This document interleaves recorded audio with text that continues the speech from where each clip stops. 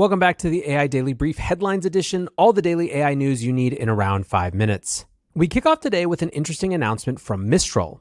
Mistral has announced their first dedicated code model called CodeStrol. I don't know how much longer we can use this meme of the Strals in the name, but we're clearly not done trying yet. Now, the first thing to note is that people are very impressed. Nick Dobos writes, first impression, 80 languages is crazy. Finally, someone included Swift, which a lot of open source models skip. 2, really effing fast, WTF. It's a 22B model and it's significantly faster than Mistral 7B.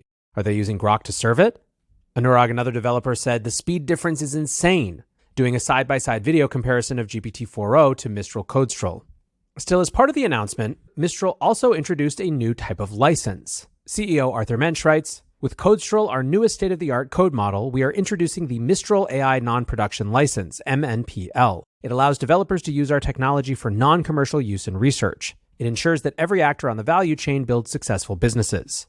What's important to remember here is that Mistral gained a lot of its momentum by being the open source darling, and so anything that has a whiff of moving away from that is going to trigger a lot of strong emotions. Anna Yenger writes, Mistral won't let you use its code model for commercial purposes, i.e. the way almost everyone uses it, but they'll happily take your money anyway. Andrew Gao writes, Mistral's new 22B code generation model looks very promising, but unfortunately falls under a new license. No commercial use, only research and testing. Is Mistral heading towards the path of closed source? Then again, Hassan Hayat writes, companies like Mistral don't owe you or anyone to open source anything. Open source is a gift. Mistral is a business and businesses need to make money. The reality, of course, is that Mistral is going to have to figure out where to draw these lines, and this isn't the first time we've seen them trying to navigate that. Their deal with Microsoft involved them releasing their most state-of-the-art model exclusively through the Azure platform and for a fee. The best hope, of course, is that the company can find a sustaining business model with some of these releases so that it can continue to support broader open source releases as well. Next up, Perplexity is back in the news once again for a fundraise. The information reports that the company is in talks to raise now at a $3 billion valuation. That would be triple the valuation that it raised at earlier this year. Bessemer Venture Partners is apparently in talks to lead a $250 million investment, and if this comes through, it would be the fourth funding round since March of 2023. Now, all of this is, of course, interesting not just in the context of Perplexity, but because of what it says about the cost of competing in the AI space. The information writes, last year, Perplexity considered selling itself, citing concerns about the cost of training AI models and competing with giants like Google. No deal happened, however, and the latest funding round suggests that Perplexity is continuing to go it alone. One interesting note to me is that if it does pull this deal off, it will happen after Google has introduced AI Overviews, which is effectively a Perplexity-like interface for Google Search. Now, of course, that product has not gotten off to the best start.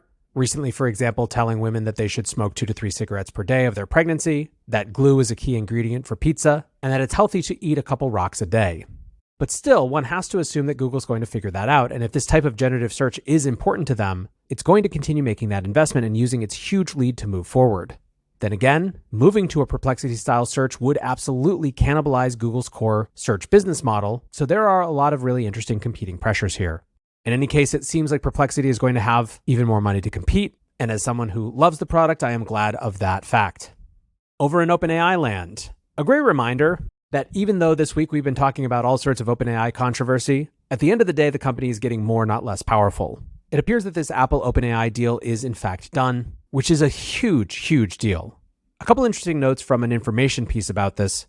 One, that it is not necessarily a deal that isn't fraught. For example, the information writes, the Apple deal could complicate Altman's relationship with OpenAI's most important business partner, Microsoft. Altman recently met with Microsoft CEO Satya Nadella to discuss Microsoft's concerns about how the Apple deal might affect the cloud software giant's own product ambitions, said one person who spoke to Altman and one person who spoke to Nadella. The two executives also discussed the servers Microsoft would need to handle Apple's use of OpenAI services. Now, in terms of exactly what the deal is, the report writes, it isn't clear how Apple plans to use OpenAI's technology, but the iPhone maker hasn't developed LLMs on par with those of OpenAI and Google. Apple has discussed potentially using OpenAI's tech in the Siri voice assistant to answer complex questions that Siri couldn't answer by itself. OpenAI has also discussed with Apple the possibility of powering a ChatGPT-like chatbot app. Confirming a suspicion that many people had, they also write that, quote, OpenAI's recent public demonstration of its AI voice assistant was aimed in part to show Apple how its technology could be used to make Apple's Siri voice assistant more responsive and engaging, with the ability to quickly translate languages, search for useful information, or entertain users. Separately, the other thing that this piece gets into is how Sam Altman is trying to restructure OpenAI. According to the information, quote, Altman has discussed turning OpenAI into an entity that more closely resembles a typical company. One possibility is to turn the nonprofit into a for-profit corporation, although it's not clear whether Altman will eventually decide to go in that direction. Another option would be to emulate other AI developers such as Anthropic and xAI that were formed as for-profit benefit corporations, which means they can prioritize having a positive impact on society over its obligation to shareholders. Benefit corporations are legally protected from minority shareholders who might sue the company for making decisions that don't necessarily prioritize shareholder returns. Meanwhile, though, as all this happens, more and more OpenAI deals quietly get announced. The Atlantic, for example, announced a product and content partnership with OpenAI, which they say, quote, positions The Atlantic as a premium news source within OpenAI. This is the same type of thing we've talked about before, where, as I've mentioned, my contention is that OpenAI is turning its entire ChatGPT experience into a search experience, and is interested in these deals with premium publishers not for their training data, but so that it can feature results in a new type of search interface. Publicly listed Southeast Asian firm Grab, which is a ride-hailing and delivery app, has also made a big announcement around its partnership with OpenAI, and this sort of thing is just what we're seeing every single day. So, ultimately, be wary of reading too much into all the controversy surrounding this company. It is still moving extremely fast and with extreme force. For now, though, that is going to do it for today's AI Daily Brief. Up next, the main episode.